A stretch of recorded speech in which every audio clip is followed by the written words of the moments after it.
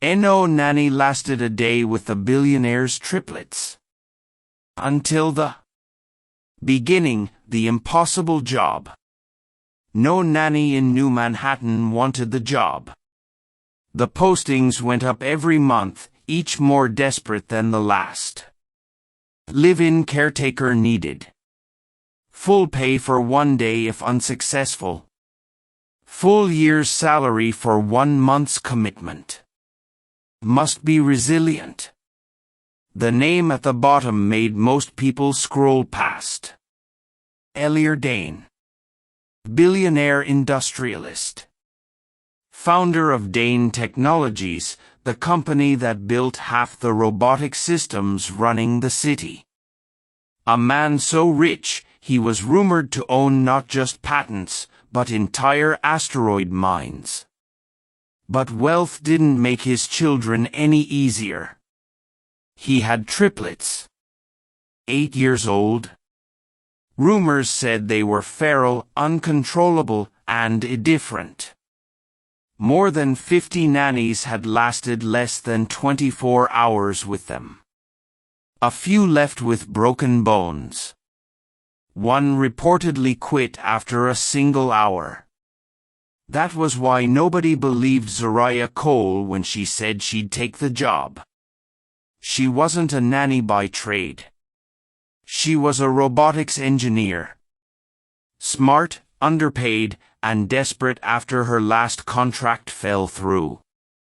She figured if she could handle coding autonomous mining drones in the unstable gravities of Jupiter's moons, how bad could 3 human children be? She was about to find out. Meeting the triplets. The Dane estate sat on the cliffs above New Manhattan, a glass and steel fortress overlooking the ocean. Drones buzzed above the grounds like silent hawks. Zariah's ID was scanned 6 times before she was allowed inside. At last, she found herself in a vaulted hall where Elliot Dane himself waited. Tall, silver-haired, his eyes sharp as a hawk's, Elliot looked her over. "You're not a nanny." "No," Zariah admitted. "But I've programmed war drones to babysit asteroid storms. I can handle your kids." Something flickered across his face. Amusement? Relief? She couldn't tell. "Very well. If you last 1 day, you'll earn more than most make in a year. Last a month, and I'll double it." Zariah straightened her shoulders. "Where are the children?" The triplets burst in before he could answer. They didn't walk. They moved, like sparks in a storm, darting in different directions, their voices overlapping. "Who's this?" "She smells like the city. I bet she runs in an hour." They were identical in appearance, black hair like their father's, pale eyes that almost glowed. But each had something unnerving about them. Their movements were too sharp. Their gazes too direct. Zariah tried to greet them. "Hi. I'm Zariah." One of them darted forward and touched her wrist. She flinched because the child's touch buzzed, like static electricity. He grinned. "You'll do. The first test." For the first 2 hours, it felt like chaos. The children raced through the mansion, overriding doors with codes Zariah couldn't understand, climbing impossible heights.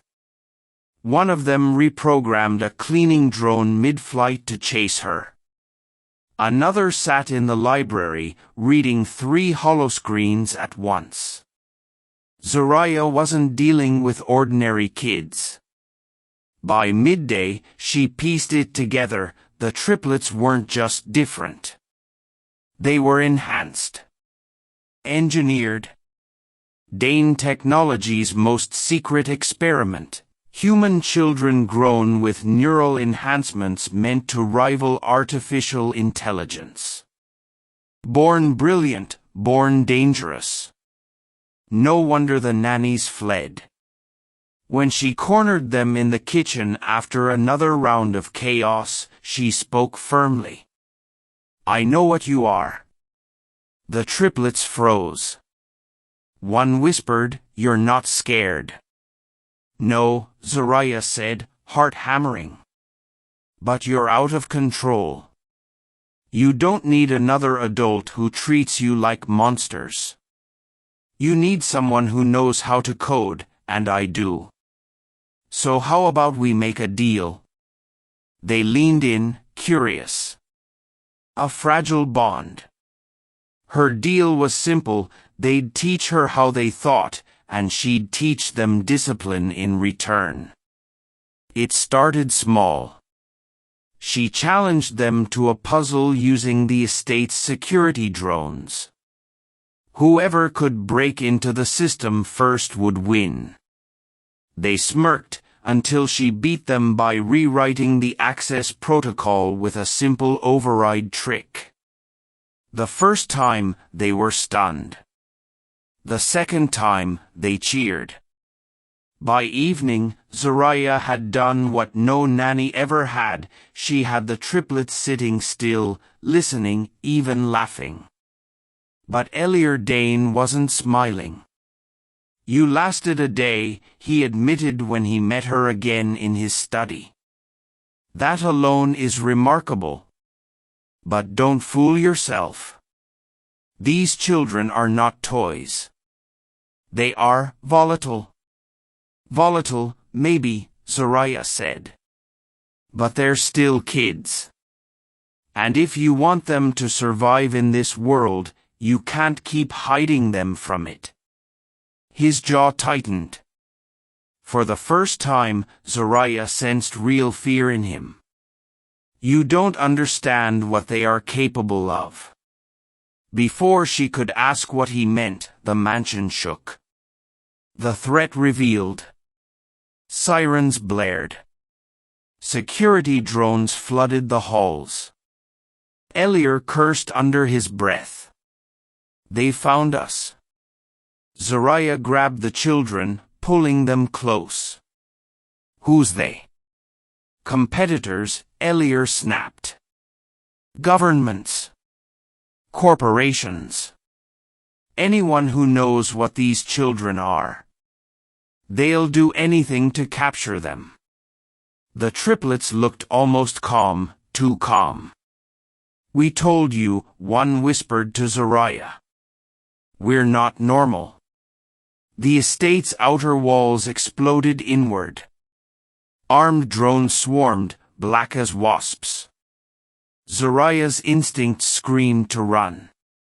But 3 terrified children clung to her hands, looking at her not like a nanny, but like the only adult who hadn't abandoned them.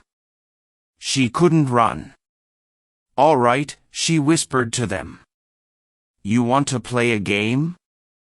Their eyes lit up. "Let's hack." The battle for the mansion. Zoraya led them to the control hub, a circular room lined with hollow panels.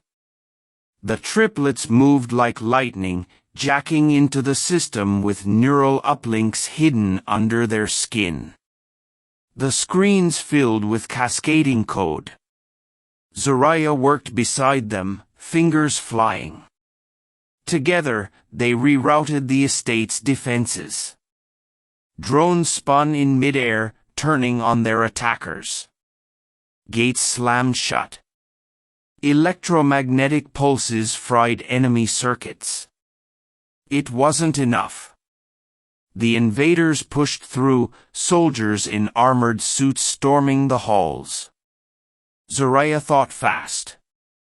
"Can you override their comms?" One of the triplets grinned. "Already did." On the enemy helmets, their own commander's voice began issuing false orders, leading them into ambushes. Another rewrote the estate's power grid, surging electricity through the walls until attackers dropped their weapons, twitching. By the time Ellier's private guards arrived, most of the assault force was neutralized. The triplets collapsed, drained but grinning. That was fun. Zoraya dropped to her knees, hugging them. "You're not monsters," she whispered. "You're brilliant." The father's choice. Later that night, Ellier found her on the balcony. The children slept, exhausted, for once looking like ordinary kids. "You should have run," he said quietly. "Most would have." "I'm not most," Zoraya replied. He studied her for a long moment. "You're right about them. They need more than walls and guards. They need someone who believes in them." Zoraya met his eyes. "Then let me stay." After a long silence, Ellier nodded. "No nanny lasted a day. You lasted the day that mattered most. From now on, they're yours to guide." Ending, a new beginning. In the weeks that followed, Zoraya became more than a caretaker. She was a teacher, a strategist, a bridge between genius and humanity. The triplets began to trust her with their fears, of being hunted, of being different, of becoming something even their father feared. She didn't lie to them. She didn't sugarcoat their power. But she gave them what no one else had, a chance to be children. And as rumors spread of new threats, corporations, governments, enemies in the shadows, Zoraya knew one thing for certain. The triplets weren't just Ellier Dane's secret. They were the future. And she was determined to make sure it was a future worth living.